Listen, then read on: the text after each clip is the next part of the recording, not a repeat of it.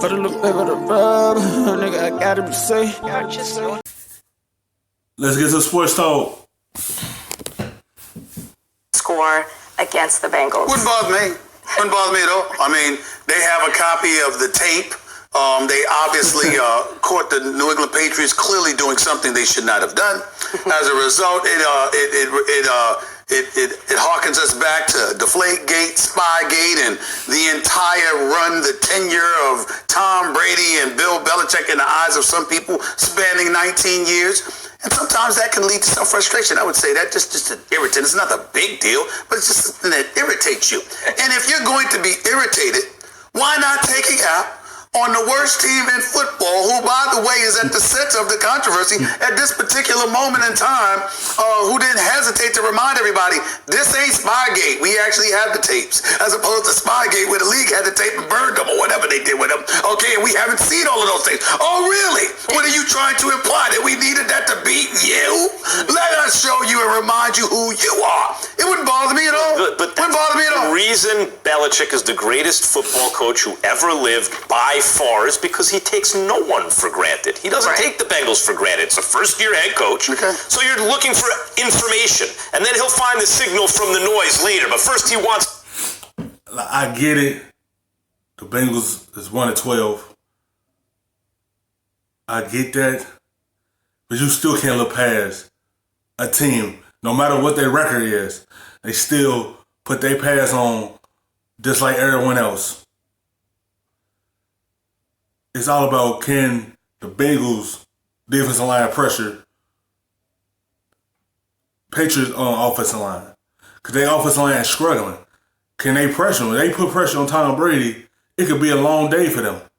Because their offense is struggling right now. It might don't look like that because their record is 10-3, but they offensive line struggling. The whole offense is struggling. The run game ain't been there. Hopefully, can they slow down their run? Hopefully, Michelle don't have a good game against my Bengals. But you can't take nobody lightly because everyone is still in the league. You still going to play hard against them because they can catch you slipping and catch you sleep if you're going to look past them. The information. That's why they're taping the sidelines. That's why the camera crew, the camera guy, runs the same play out of the playbook in 2015 in the Business Insider reporting. This is what the Patriots say when they get caught. Belichick, with zero respect for your intelligence, by the way, reads from the playbook the exact words like, yes, I know it's been reported what I'm about to tell you. We're with our phony baloney excuse, but now I'm going to say it right to your face because I don't respect your intelligence. That's what they just did. So Belichick takes no one for nothing for granted, which is why they're great. Now, that said, why we need to spy on the Bengals to beat them? No, they don't need to, but they do. That's why they beat everyone so often. Now, the question as to running up the score. This, in baseball, if you're up 6 runs and you steal a base, they say you're showing them up, you're running up the score. No, keep playing, keep playing. But in basketball, if you're winning by 40 points and it's the fourth quarter, should your starters be in the game? No, they should not be in the game. And so, like, as with any game in the NFL, the Patriots should try. Like, you're supposed to be the better team. Why do you need to spy on the team? They're still trying to figure out a lot of things that's going on with their team. There's a lot going on in the Bengals organization. This team ain't been the same this year. But why do you need to spy on what they doing and steal their plays? I don't get it. It's because the struggles that y'all having, y'all have to find a way to be able to know what they're doing so you'll be able to put your players in the right place to stop their offense.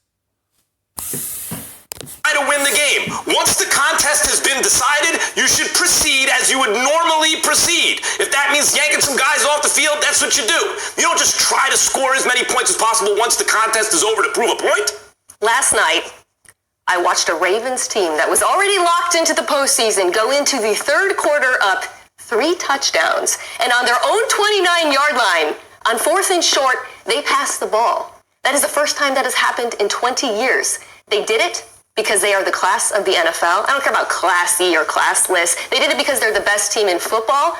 Good teams do not care about your feelings. The Patriots don't care what anyone thinks of them. Now, this isn't about running up the score. They'll pull their starters. They can still score points. They need to show, not anyone, not you, not you, not you, not me. They need to show themselves that they can get enough offense to go into the postseason with a Super Bowl caliber defense and win games. Sure. Well, basically what you're saying is the Bengals are so awful. If you go out there and struggle against them, we have no reason to believe in you. That's basically what you're saying. The Bengals have one of the worst pass rushes in the NFL. Tom Brady currently is the second worst quarterback, EPA per play under pressure. The worst is Mason Think about Rudolph. that. That's what he's supposed to be great at, and he's terrible at. Can't do it this Like he season. fell. If they lose to Cincinnati, it's going to be a lot of question right there. That's what they saying. If they lose to this team, the Bengals, they're going to have some question about that. What's going on? Because they have been struggling. Y'all can sit here and say they need to run with the scoreboard. They need to do this. But have y'all been looking? This team been struggling the whole way. It don't matter who you play. You can't look past no one. Because it could be a team that's not that good, still can figure out a way to beat you and win that game. It don't matter who you play. You still put on the pads like they do. You still gotta treat them like they're a good team. And still have to go play them. Don't belittle them because they can knock down a giant. It don't matter who you is. Because this team been struggling up to this point. All it ain't been there. It been stale. It ain't been the same. That's why I said, can Dunlap, Atkins, Herbert, can they get pressure on Tom Brady? Can they just pressure that offense? Because that offensive line that they have is not that good. It just takes one person to make an impact play and everyone will follow suit. Off a cliff, it's weird. Anyway, the point is, of course, Mina, you always continue to try and score points. That's not the issue. But if what you mean by running up the score is you are going to coach somehow differently than you would normally coach once the game has been decided, that is incorrect. They shouldn't care about anyone's feelings. They should care about themselves and getting themselves ready to go on a playoff run. But that doesn't mean that you don't make decisions based on trying to score more points that you would usually make. I'm saying to you that you use whatever motivational tools are available to you to propel you to the heights that you aspire to achieve. Play it very, very, very simple. The fact of the matter is, when you look at the New England Patriots, the way that they've been struggling all year long, anything is like a rallying cry. When they came back against Atlanta and won that Super Bowl after being down 28-3, what we were all thinking, I'm talking about once it was clear that they were in position to possibly win the Super Bowl. Everybody, literally, it was almost like must-see TV. All right, how is Tom Brady going to react to Roger Goodell on the stage? How is Robert Kraft going to do it? How is Bill Belichick going to do it? Because of the whole scandal involving Deflategate and everything that it entailed. So I'm saying to you is you use your little nuggets of motivation whenever you can grab them. Right. No doubt. They're also still learning how to play on offense. Max, this offense is they're terrible.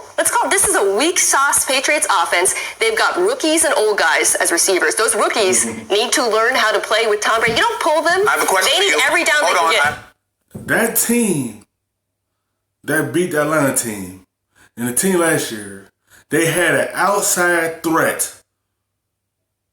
This team right here don't have an outside threat. They only have an inside threat. That's what they struggling with. That's why this offense can't get going, because they can't open up the offense with no deep pass. They tried multiple people to go deep, but it ain't working. Only connection he having with is with Sanu and Element. The only connection he had with, outside of them two, he ain't have no connection with them like that. Some of them can't even get separation like that. They don't have the same wide receivers that's throwing the outside. So all you gotta do is just jam the inside and try to make somebody go deep. That's why their offense is struggling. And then they run game ain't been there all season. So it's just, there's no what they struggling with, and use that. question for you just for the purposes of this man right here. Okay. Are you saying that it's not really about Tom Brady? It's about the absence of weapons he has available to him? It is about both. What we talked about, how they can't beat the blitz this year, which used to be Tom Brady's bread and butter. Beating the blitz is not just about the quarterback. It's about your receivers getting open at the line of scrimmage. But it's also about the quarterback. The yards attempted, everything, every metric you want to look at Tom Brady through, he's down. Way down, and it's year over year now, 2 years in a row. So, I'm not making this up. It's a precipitous fall, but it's from great heights. So it's not obvious to everyone yet, but it's obvious to me. Well, what you're missing is that we're not debating you on that. We're just simply saying no longer. Now you're not debating. No. We're just simply saying. As he was falling, you were debating. And this year, he taking more hits than he normally take. That ain't something he used to. He ain't used to taking this much punishment. It can take a toll on a 42-year-old quarterback, get hit a lot. This is something new to him. Normally, he had time in the pocket to be able to distribute the football. That's what happened when you get rid of Josh Gordon. And I understand you had to get away, AB, release him because his issues. But at some point, you was going to need that threat. Listen, we're just simply saying to you, if he had the other weapons, I'm going to forget Kronkowski. He'd be better than he is, yes. That's what we're saying. Yes, if he had the greatest tight end ever, he'd be Greatest? He has 38-year-old Ben Watson. Sure, he has no tight end. He has no tight end play, but you know what? He has some running backs, and he has a very good number 2 receiver. When it comes to Tom Brady, because you ignore what he's working with. No, I'm not pretending he's like the worst quarterback. Yeah, but you do when you want to get on him about the cliff. Bring it up. Look, instead of me taking a victory lap a year late about Brady's cliff. No, go ahead. No. We can just stand here shouting 1, 2, 1, 2, and do a segment. The point is, I want everyone just to consider it for a second, because I agree with you. You take motivation wherever you can. But think about the Patriots for a second and what they've done. They cheat more than anyone. That's why they get caught, because they're excellent at everything. I would presume that also means cheating. And since no one else is getting caught, and they're always getting caught, it means they're doing it all the time. Thanks for watching ESPN on YouTube. For